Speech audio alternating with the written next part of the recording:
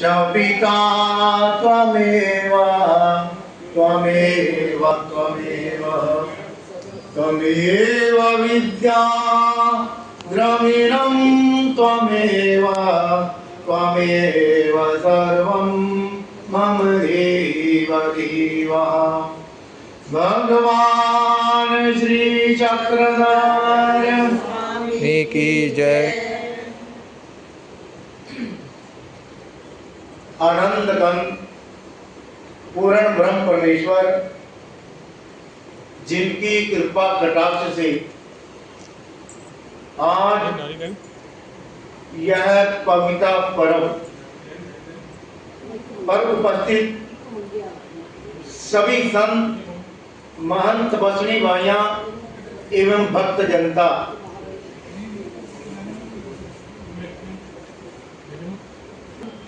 पवित्र पर्व अर्थात यह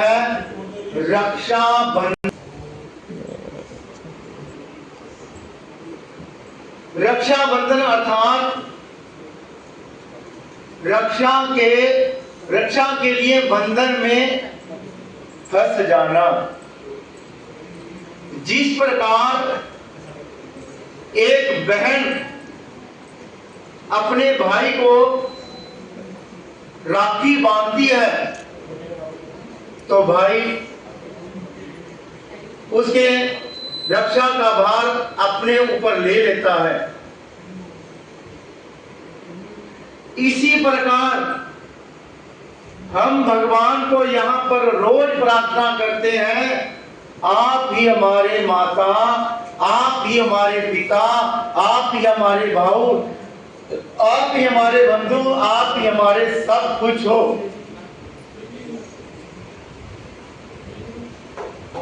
अगर एक भाई अपनी भाई बहन की रक्षा का भार लेता है तो परमेश्वर इस संसार का मालिक है, तो क्या भगवान रक्षा नहीं करते? और ये जो रक्षा बंधन है आज से नहीं, अनादि काल से चलता आ रहा है। कल युग के हमारे अवतार भगवान श्री चक्रधर स्वामी जी जिस समय भीड़ में थे,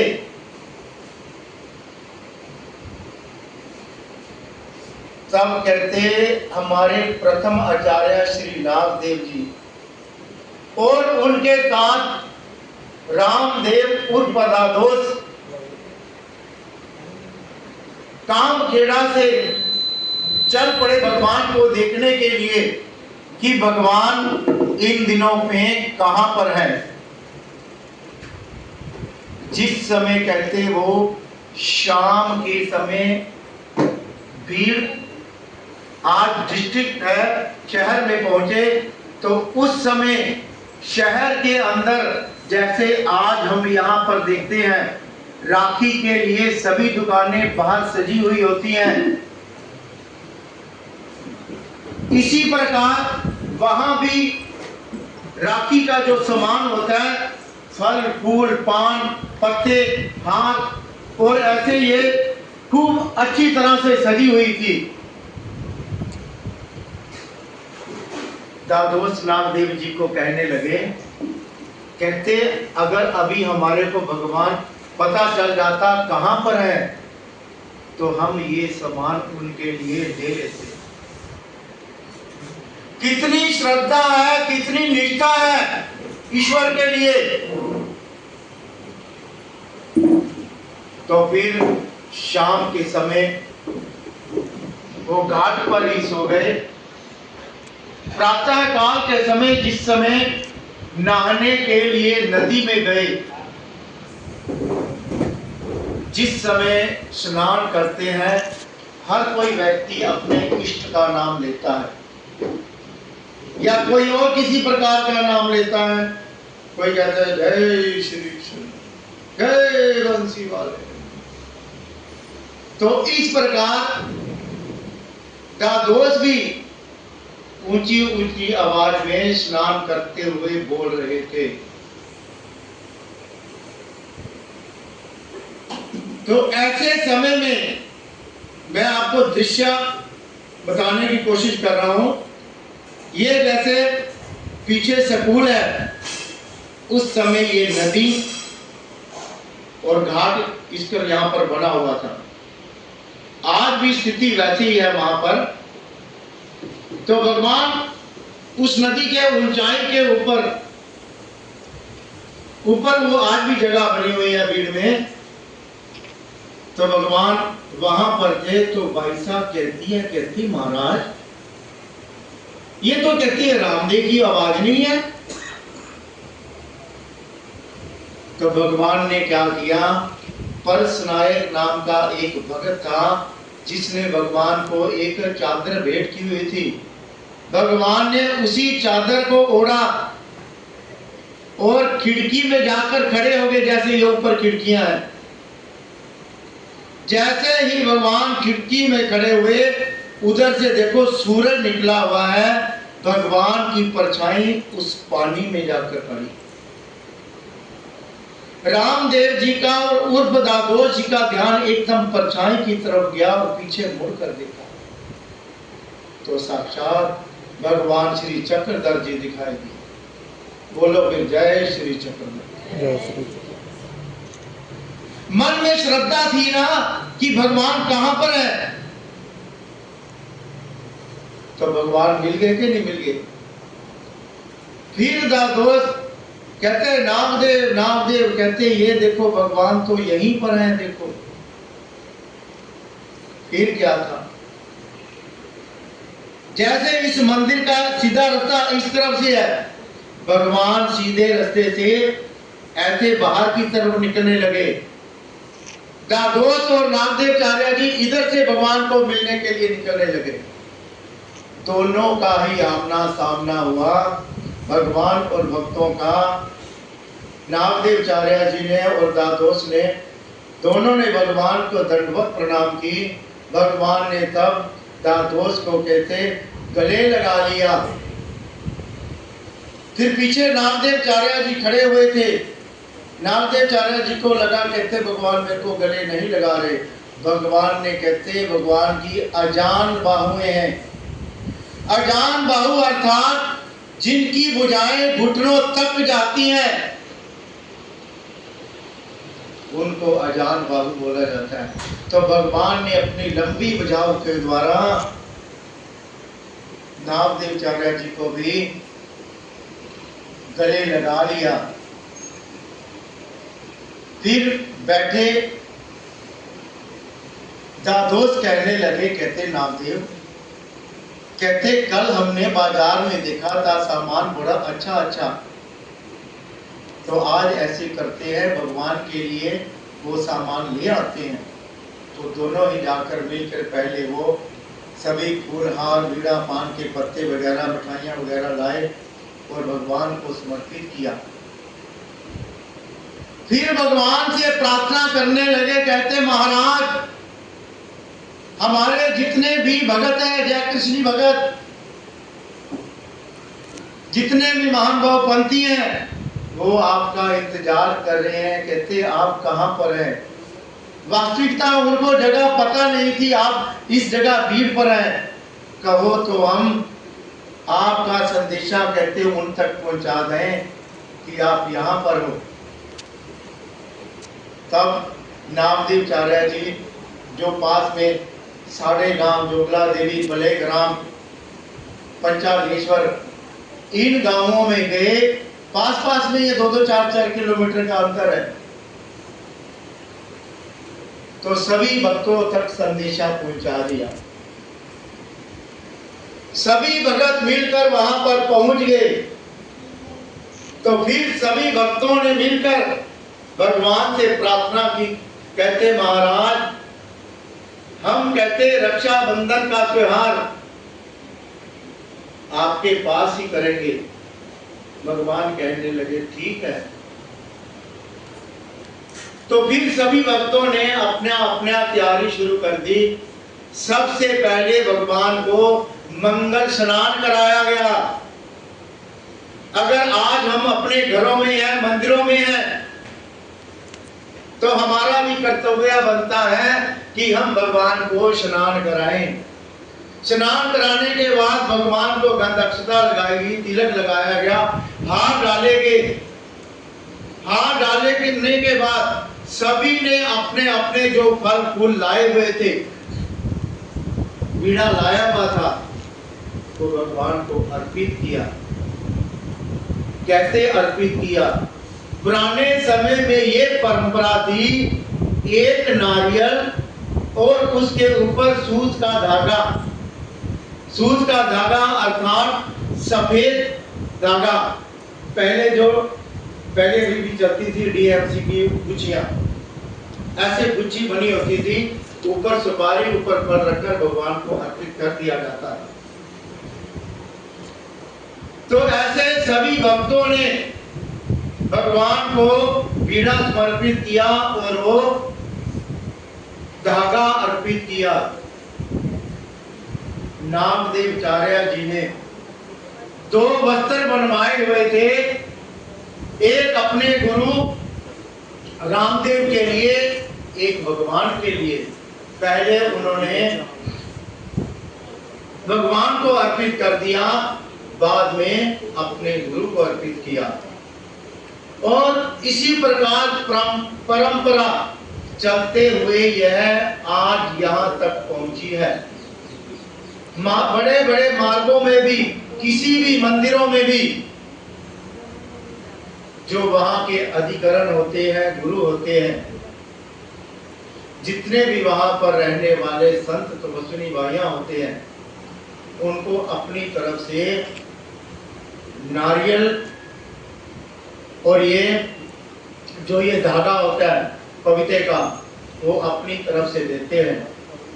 फिर सभी लोग पहले भगवान को अर्पित करते हैं, बाद में उन अधिकरणों का पूजन होता है। मैंने जैसा कि पहले बोला कि आप ही हमारे माता, आप ही हमारे पिता, आप ही हमारे भाई, आप ही हमारे बंधु, तमेव सर्वम मदेव देव, आप ही हमारे सब कुछ हो। क्या संसार में हमारा है क्या लेकर आए थे, क्या लेकर जाएंगे? मुट्ठी बांध कर आए थे और खाली हाथ चले जाएंगे। जो कुछ लिया यहीं से लिया, केवल परमार्थ ही हमारे साथ जाना है, धर्मार्थ ही साथ जाना है, और सब का सब यहीं पर धरे का दे रहने जाना है। सुई मात्र तक नहीं हमारे साथ जा सकती। अपने जीवन में अगर हमने कोई नाता बनाना है तो वो परमेश्वर का नाता है। अपने जीवन में कोई नाता बनाना है तो वो परमेश्वर के साधनों का नाता है। भगवान कहते हैं, हे अति दुर्लभा चे दुर्लभ, या सृष्टित देव दुर्लभ की देवाते आठ विनारा दुर्लभ। इस संसार में परमात्मा दुर्लभ है, लेकिन परमात्मा का नाम लेने वाले उससे भी दुर्लभ है।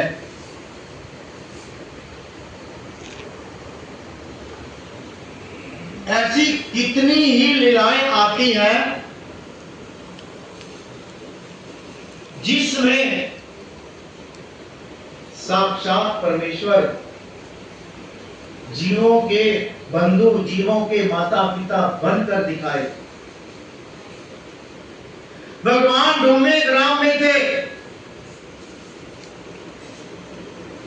एक गर्भवती स्त्री भगवान का नाम सुना और वहां पर आ गई। भगवान से प्रार्थना करने लगी, कहते महाराज, माँ नहीं, बाप नहीं, भाई नहीं, भाभी नहीं, मेरा इस संसार में कोई नहीं है।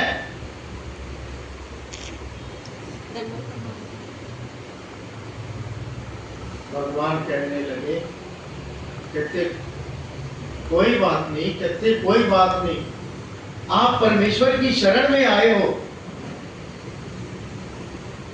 आज जिस जगह पर महाद्वार अर्थात मुख्य स्थान के पास भगवान कहने लगे उसी जगह पर उसको रहने के लिए जगह दे दी गई।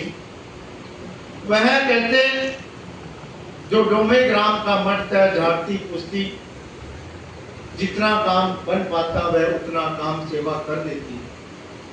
जिस समय कहते उसका 9वां महीना आया तो भगवान ने उसको काम करने के लिए मना कर दिया। फिर नाथोबा को भगवान कहते हैं, कहते नाथोबा जो इसकी कहते डिलीवरी का समय है, कहते वो सेवा का भार आपने लेना है, इसकी सेवा आपने करनी है। नाथोबा ने हाथ जोड़े, कहते ठीक है महाराज। वो समय आ गया। समय आने के पश्चात जितना भी वो क्रिया होती है सभी नाथोबा के द्वारा की गई। जैसे नाल को काटा जाता है या फिर उसको कोई पदार्थ बनाकर खिलाए जाते हैं, या फिर सर्दी के दिन से कहते अंगीठी जलाकर कहते नाथोबा ने उसके लिए वो भी उसके पास में रख दी। भगवान कहते जिस समय बाहर विहरण के लिए जाते, घूमने के लिए जाते, तो वह भगवान को हाथ जोड़ते कहते आप ही कहते माई हो, आप ही हमारे बाप हो, आप ही हमारे भाई हो, आप ही बंधु। क्या ये वास्तविकता नहीं थी? वास्तविकता ही थी। सारी दुनिया की दौलत देकर अगर परमेश्वर मिल जाए तो सौदा कोई महंगा नहीं है।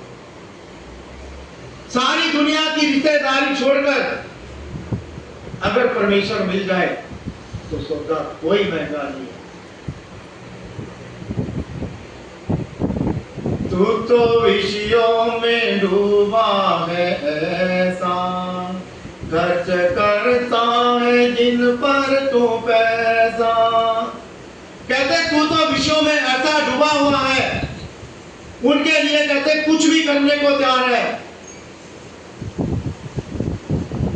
लेकिन कहते जिस समय नरक का बुलावा आएगा, कहते क्या तेरे यह साथ देंगे? नहीं देंगे। नारद मुनि ने भी वाल्मीकि जी से यही बात पूछी थी। कहते तू ये जो करता है, कहते कल को तेरे को कहते नरक होंगे तो क्या तेरे ये घर वाले साथ देंगे? कहते मैं पूछ कर आता हूं।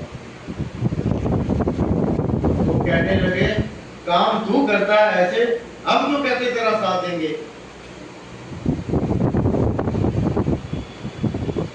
फिर उसके बाद उसको इधर रटन लगी तो अपना संसार में उसका नाम हो गया। मतलब कहने का क्या है, ये जो नाता है सब झूठे नाते हैं, एक परमेश्वर का ही सच्चा नाता है। उसी सच्चे नाते के द्वारा आज हम भगवान को यहाँ पर पवित्र पर्व अर्थात राखी का पर्व मनाने जा रहे हैं। तो मैं भगवान से प्रार्थना करूंगा, आप सभी ने भी प्रार्थना करनी है कि महाराज आप हमारे पवित्र का स्वीकार करें, जैसे आपने उन भक्तों का स्वीकार किया था। तो सबसे पहले भगवान को अपनी अपनी तरफ से जो कोई भी वीड़ा लाया हुआ है, नहीं तो ये सामूहिक रूप से वीड़े आए हुए हैं, हम सभी ने ये वीड़े उठाकर भगवान को अर्पण करने हैं। फिर उसके बाद जैसे विधि के अनुसार सभी ने भगवान को तिलक लगाना है। तिलक लगाने के बाद जो हार है हार चढ़ा देंगे भगवान को। फिर जो अपने अपने पवित्र लाए हुए हैं वो हम सर्कल में खड़े हो जाएंगे। पहले सबसे पहले मंदिर की तरफ से पांचों अवतारों को भगवान के पवित्र समर्पित किए जाएंगे। फिर उसके बाद मंदिर के सभी संतों के समर्पित किए जाएंगे। फिर उसके बाद भक्तों के समर्पित किए जाएंगे। फिर उसके बाद संतों का पूजन और आरती उपहार होगा। तो अब हम सभी ने उठना है केवल एक जयकारे के साथ। भगवान श्री चक्रधर स्वामी की जय।